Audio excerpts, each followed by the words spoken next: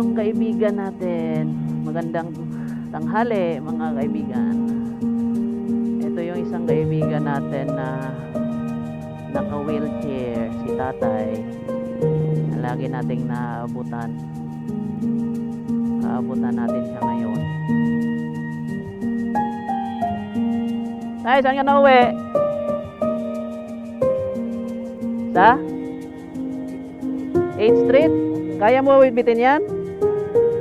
O sundan kita papunta ron? Kaya naman? Sigurado ka?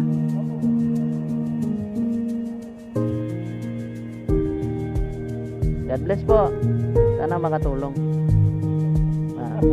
Pangalan mo? Rodrigo. Sige. Yan lang ako sa Aurora. Ako si Pastor Fred. Dito po. Sa Aurora mismo, sa loob. Di ba may Petron dyan? Papasok.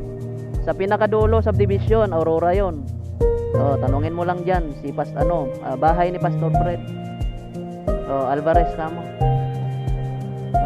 Sige, sana makatulong yan.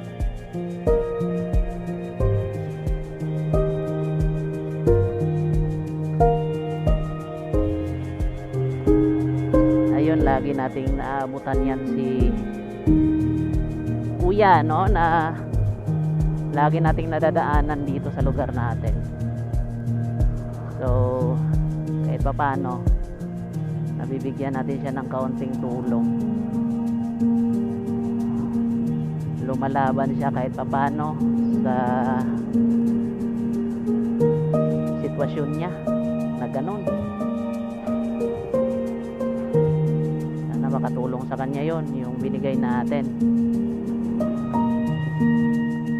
Salamat sa mga sponsors natin.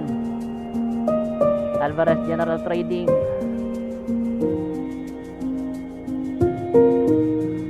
naway pagpalain pa kayo ng Diyos na gagamitin para tulungan ang mga taong